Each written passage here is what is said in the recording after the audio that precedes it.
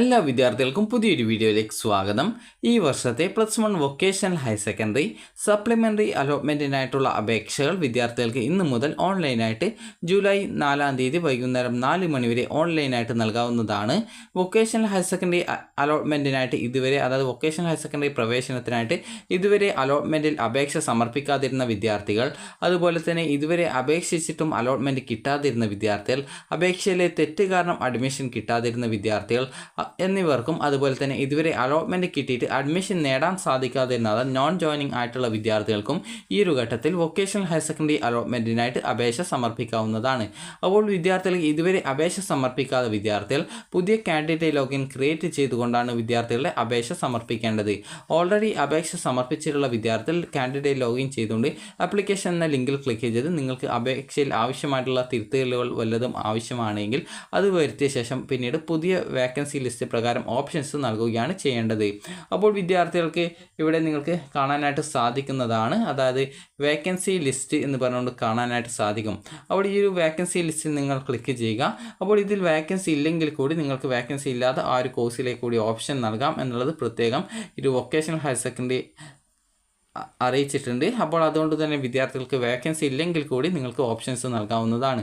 അപ്പോൾ ഇവിടെ ഓരോ കോഴ്സിൻ്റെയും വേക്കൻസി, അതായത് ഓരോ കോഴ്സിൻ്റെയും ആ ഒരു പേര് നിങ്ങൾക്ക് കാണാൻ സാധിക്കും. അതുപോലെ തന്നെ ആ ഒരു കോഴ്സ് നിങ്ങൾ സെലക്ട് ചെയ്യുന്ന സമയത്ത് ആ ഒരു കോഴ്സിൽ ഏതൊക്കെ സബ്ജക്റ്റുകളാണ് ഉള്ളത് എന്നുള്ളത് മനസ്സിലാക്കാം. അതിൽ ഫിസിക്സ്, കെമിസ്ട്രി, ബയോളജി എന്നിവ ഉള്ളതാണെങ്കിൽ അത് ബയോളജി സയൻസ് ആണ്. അപ്പോൾ ആ ഒരു ഗ്രൂപ്പ് ബി കോഴ്സ് ആയിട്ടാണ് ആ ഒരു കോഴ്സ് വരിക. അപ്പോൾ ആ ഒരു കോഴ്സിൽ വിദ്യാർത്ഥികൾക്ക് അഡ്മിഷൻ എടുക്കുന്ന സമയത്ത്, അതായത് അലോട്ട്മെൻറ്റ് കിട്ടിയിട്ട് അഡ്മിഷൻ നേടുന്ന സമയത്ത് നിങ്ങളോട് അഡീഷണൽ മാത്സ് പഠിക്കുന്നുണ്ടോ എന്ന് ചോദിക്കും. അപ്പോൾ അങ്ങനെ ചോദിക്കുന്ന സമയത്ത് നിങ്ങൾ അഡീഷണൽ മാത്സ് കൂടി പഠിക്കുന്നുണ്ട് എന്നുള്ള കാര്യം പ്രത്യേകം പറയേണ്ടതാണ്. കാരണം മാത്സ് കൂടി പഠിച്ചു കഴിഞ്ഞാൽ നിങ്ങൾക്ക് എഞ്ചിനീയറിംഗ് ഒക്കെ പരീക്ഷയൊക്കെ എഴുതാനായിട്ടുള്ള സാധ്യത, അതായത് എഴുതാനൊക്കെ സാധിക്കുന്നതാണ്. അതായത് +2 ഹയർ സെക്കൻഡറിയിൽ പഠിച്ച ആ ഒരു സയൻസിന് ഈക്വലായിട്ട് തന്നെ ഈ ഒരു ഹയർ സെക്കൻഡറിയിൽ ഇത് മാറും.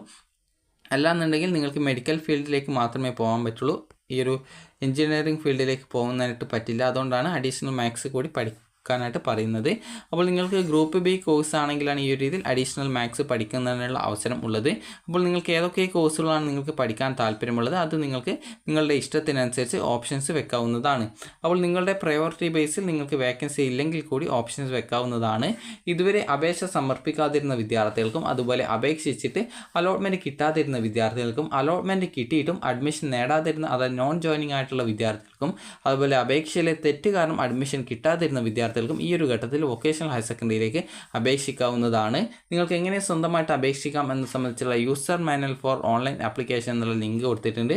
അപ്പോൾ ഈ ഒരു ലിങ്ക് ജസ്റ്റ് ക്ലിക്ക് ചെയ്ത് ഡൗൺലോഡ് ചെയ്തെടുക്കുക. അതിനുശേഷം ഇതിലുള്ള നിർദ്ദേശങ്ങൾ, അതായത് നിങ്ങൾക്ക് എങ്ങനെ രജിസ്ട്രേഷൻ ചെയ്യണം എന്ന സംബന്ധിച്ചുള്ള വിശദമായിട്ടുള്ള ഡീറ്റെയിൽസ് ഇവിടെ നൽകിയിട്ടുണ്ട്. അപ്പോൾ നിങ്ങൾക്ക് അതായത് നിങ്ങൾ ആ ഒരു കാൻഡിഡേറ്റ് രജിസ്ട്രേഷൻ എന്നുള്ള ലിങ്കിൽ ക്ലിക്ക് ചെയ്യുന്ന സമയത്ത് ഈ ഒരു പേജിലേക്കാണ് വരിക. ഇതിൽ പറഞ്ഞ പ്രകാരം ഡീറ്റെയിൽസ് ഒക്കെ കൊടുക്കുമ്പോൾ ഇപ്പുറത്തെ ആ ഒരു വെരിഫൈ യുവർ മൊബൈൽ എന്നുള്ള ആ ഒരു ഭാഗം വരുന്നതായിരിക്കും. അതിനുശേഷം ബാക്കിയുള്ള ഡീറ്റെയിൽസ് വരുന്നതാണ്. അപ്പോൾ ഈ ഒരു ഡീറ്റെയിൽസ് ഒക്കെ വരുന്ന സമയത്ത് കറക്റ്റായിട്ട് ഈ ഒരു ഫോട്ടോ നോക്കി ജസ്റ്റ് ഇതിൽ കൊടുത്തിട്ടുള്ള ഡീറ്റെയിൽസ് ഒക്കെ വായിച്ച് നോക്കിക്കഴിഞ്ഞാൽ തന്നെ നിങ്ങൾക്ക് സ്വന്തമായിട്ട് തന്നെ അപേക്ഷ സമർപ്പിക്കാൻ സാധിക്കും. ആദ്യം തന്നെ നിങ്ങൾ അപേക്ഷ നൽകേണ്ട സ്കൂളുകൾ ഏതൊക്കെയാണ്, ഏതൊക്കെ കോഴ്സുകളാണ് എന്ന സംബന്ധിച്ചുള്ള ഒരു ലിസ്റ്റ് തയ്യാറാക്കി വെക്കേണ്ടതാണ്. അതിനുശേഷം മാത്രം വിദ്യാർത്ഥികൾ ഈ ഒരു അപേക്ഷ നൽകുക.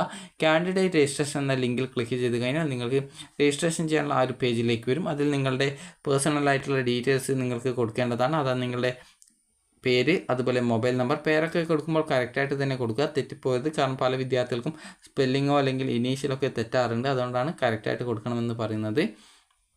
അപ്പോൾ വിദ്യാർത്ഥികൾക്ക് ഈ ഒരു വീഡിയോ ഉപകാരപ്രദമായിട്ടുണ്ടെങ്കിൽ ലൈക്ക് ചെയ്യുക, ഷെയർ ചെയ്യുക. Thank you for watching.